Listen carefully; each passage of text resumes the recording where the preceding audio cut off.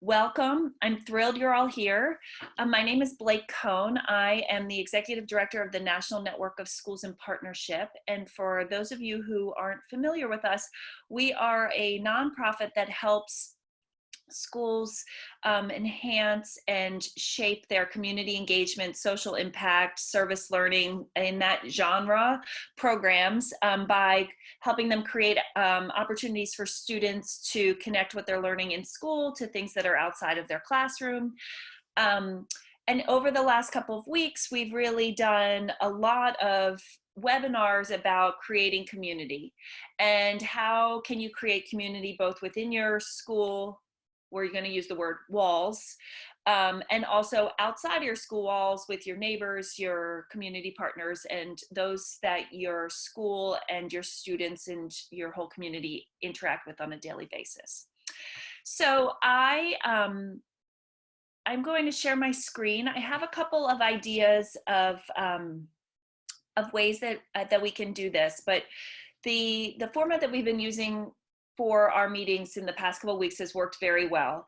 And if you all received the email from me or from your teacher that had both a shared document and an agenda on it, what we are going to do is I'm going to share some of my own ideas about creating a sense of community. And then we're going to break out into breakout groups of about 6 to 8 people. And in those breakout groups, we're going to address 2 questions. The first question is, what are some ways that we have done this that are successful, right? To create a sense of community both within our school community and outside. And then we're going to come back, we're going to share out the highlights of those questions. Then we're going to break out to different groups. So you're not going to be with people from your school necessarily, because the whole idea is to garner ideas and inspiration from what other people are talking about. And then as a school team, you can come back and share everything you've heard after this meeting. I think that's probably the best way to get the most amount of information in a short period of time. So I will ask when we do go to our breakout sessions if one person would be willing to take notes on that shared document, and I will put it up in the chat in a second. But if one person would be willing to take notes, that way we can all refer back to the notes and see what each of the different groups spoke about without us having to read it out loud to one another while we're here. A couple of just things. I put everybody on mute. By all means, unmute yourself if you have a question, raise your hand, put it in the chat. That's all fine. It's just that it's easier to hear when there's not feedback. And if you could tell us when you do ask a question where you're from, that helps us just to build a little bit of a network of community around who we are, where we're coming from, and that we can build a network of people working on this across the country. So anyway, let me share my screen with you all. And we're gonna go, what do you know? Okay, so, and when we go to the share the whole screen, I don't have access to seeing the, oh, I do, never mind. Sometimes I can't see the chat, but if there's something in the chat that I'm ignoring, would somebody please just speak up and tell me? That would be wonderful. Okay, so when we talk about community, I think that there's 2 different communities that we're really talking about. We're talking about the community that's within your school, and then there's the community that's sort of your external community, everybody that's outside of your school walls, but that's still in your school sort of life. So I view community within your school as your teachers, the staff, your students, the families. And outside of your school, I think alumni, I think your neighbors, I mean, depending where your school is located, if you're an urban school or even a suburban school, you have neighbors around you, and your community partners. So what I'm gonna walk us through quickly today are some ideas about how student government or student council or whatever the terms you're using for your government structure at school, how you can create a sense of community both within your school and outside of school while stuck at home. Because it's a real challenge, right? The whole notion of community is is connection, right? And so this whole challenge is, how do you create an authentic sense of connection while you're looking at each other on a Zoom call, right? And so how can we make people feel like they're a part of who you are and what you're doing, and that you care about them? So I was just brainstorming. I was thinking, like, what makes me feel a sense of community? It's that connection.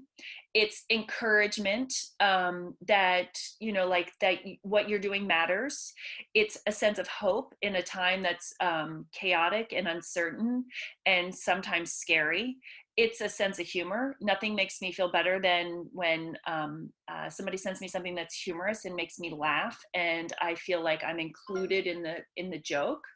And it's a sense of support, right? Knowing that I have somewhere to go to if I need to ask a question, or if I have a favor, or if I need something. So it's just a matter of knowing that somebody's asking me, what can I do to help you?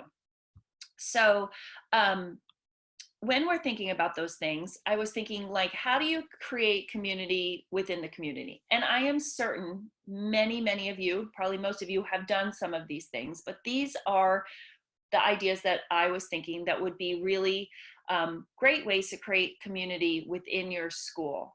So for students in classrooms, I was thinking games, right? Bingo games, 12th graders with 7th graders, history class versus Spanish class, anything to just make you have a connection that is fun, right? That is less academic than what you're doing on your Zoom calls on a daily basis. Have all school challenges. I had a school in Dallas that did, they took a half day of school off, and they did a set of 4 challenges: 9th grade versus 10th grade versus 11th grade versus 12th grade. They were, how many people can you get in one Zoom call doing a TikTok dance together? How many likes can you get on a social media post about a sports team? And there were 4 of them. And then the winner got a video call from a contestant on The Bachelor, and they got John Paul Jones. I'm just making that up now. I don't know what his name is. He sent the girls who won the challenge a video. So they had this whole day that was just around doing things together, everybody rallying, having fun. I've also seen sports teams challenging each other to do activities.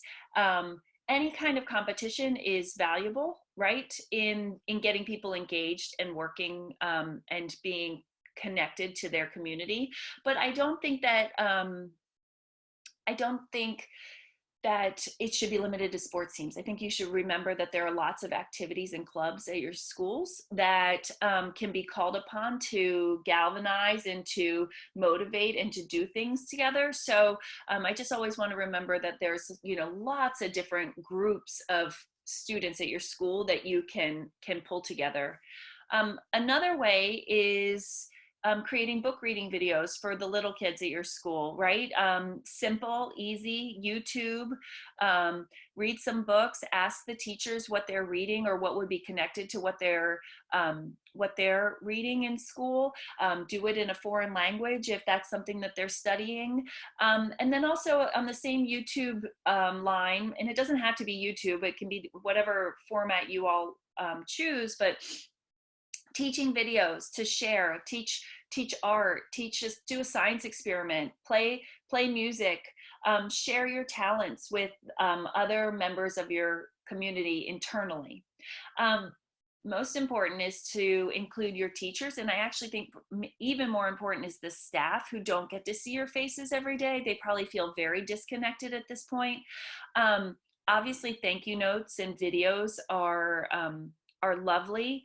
I see all of these videos of decorating seniors' lawns and celebrating them, which is awesome.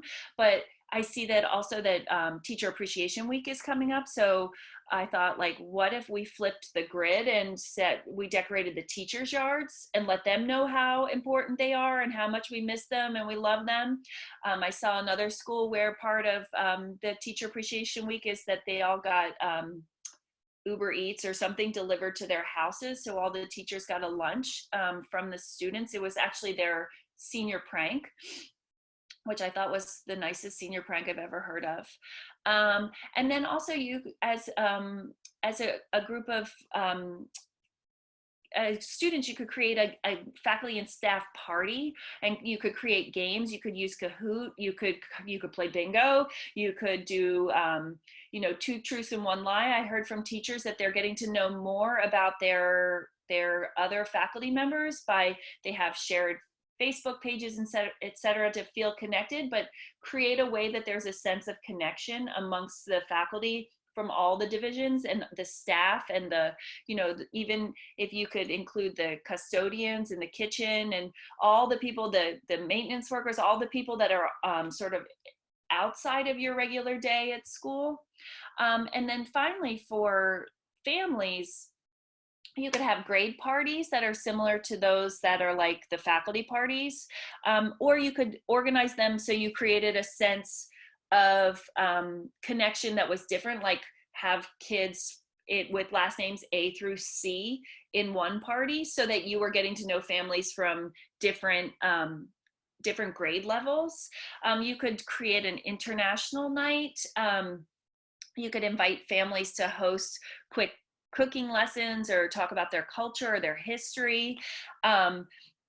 You could do family challenges along the lines of what we were talking about for the all school challenges. I saw recently today a school that had an art pop-up, and so they just created Instagram stories all day long of the art that the kids are producing in their classes and as their capstone projects and all these different things. And it was just this plethora of artwork coming through, and today was just like art pop-up day. All these ways to celebrate what is already happening in school, but creating a sense of community around it by finding the appropriate way to share and celebrate those relationships and those connections, I think are really stellar ways to start about thinking about how to create community within your school community. Outside of the school community, I know these ideas seem like we've heard them a lot. Letters and videos to your alums on the front lines, social media highlighting those alums. That's going to take some work from the student government point of view by connecting with, your alumni association at your school. Really an amazing way to share that you're interested in what the alums are doing is inviting them to participate or to jump in on a class. Even something as simple as asking somebody who their favorite teacher was and then having them come in and surprise a teacher to remind the teacher that they're their favorite when they were in class 10 years ago. I think those are really good ways to like bring joy and connection into your classrooms. And then really the most important thing, and we talk about this all the time when we talk about community engagement and our partners, is asking them what you can do for them. Instead of assuming that you can do something, asking them what they might need, right? Same thing with your neighbors. Yard signs to let them know you're thinking of them. If they're elderly, phone calls to check on them to see if they need anything from you, if you all could help them in any way. And then also all of your school events that you're pulling together online, ask them if they'd like to participate. Send them the links. Send them the links to the performances or to your virtual graduation, and allow them to feel included. And so then with community partners, again, like I said before, you want to ask how you can help, right? You want to reach out and you want to say, we're here. We would love to help however we can. Unfortunately for us as schools, most things our community partners need right now is money. And it's a tricky situation for us because we can't continually ask our community to be giving to nonprofits when everybody is in a different financial situation right now, and it's just not necessarily appropriate. So you have to think of alternative ways to share the message of your community partners. So you can, without making an ask, you can just share their social media posts on your social media posts. You can create, I've seen community engagement newsletters going home to school that outline all of their partners and the links to their partners should anybody want to contribute. Addresses to the senior citizens home where you all volunteer so you can write them letters. Like to create a one place where families can go if they have a little time, or if they do want to find some resources to dedicate to one of those community partners. But you certainly want to be careful not to expect your school community to be financially contributing to your community partners at this time. Finally, you send notes and videos of gratitude. I find like even just a memory, like a throwback Thursday of something that happened earlier this year or in years past, where you're working with your community partners or you're doing something, just to let them know that you're thinking of them, is really helpful in just reminding them that they're important to you and that you all are thinking of them. And finally, like your neighbors, it never hurts to invite them to participate in school events. I always think like you have to really think about the structures that are already in place at your school, what's already going to happen. So if, you know, the Spanish language oral presentations are already going to happen, do you have a community partner that has some skills that they might be interested in either speaking or watching or helping, you know, like if it's a challenge, if they want to be a judge, to invite them to be included in what is happening. I found that often you get a lot of good reception right now because people are stuck at home and they have a little bit more time on their hands to participate in the school events that they might not normally have pre-COVID. So my encouragement as we go into these two breakout sessions is to think outside the box, right? What do you have access to as students and as a school? Who are the people you have access to, your resources, the groups? What social media do you think is functional for any of these ideas? How can you utilize any of those resources to create a sense of connection, right? There's very little cost in this, in trying these out, right? So I think the more ideas and the crazier ideas you have, you don't know which one's going to stick until you try, and then share it widely that it's working, because then others can replicate it. What groups in your school community can mobilize easily, and what are their strengths? Like, what about the photography club or the coding club or the chorus? How can they help with their strengths? How can the leaders of those clubs mobilize to help you with your ideas? And what platforms can you, I don't know what that sentence that I wrote there is, what platforms where you can create community, but what platforms are there where you can create community? Do you use Instagram, Twitter, TikTok, Snapchat, YouTube? What are the ways that you can best reach your internal community and your external community? And where are the places in your community that your efforts will be best received? Where can you go if you want to do placards in the grass to say thank you? Where can you go to place those that they'll be best received? And I just suggested supermarkets, home improvement stores, and shopping centers seem to me, where I live, the only places people are going these days. But there are other places that you all know of that would be really good, and to make sure that you congregate it so that it has maximum impact on your community. So really, those are my ideas.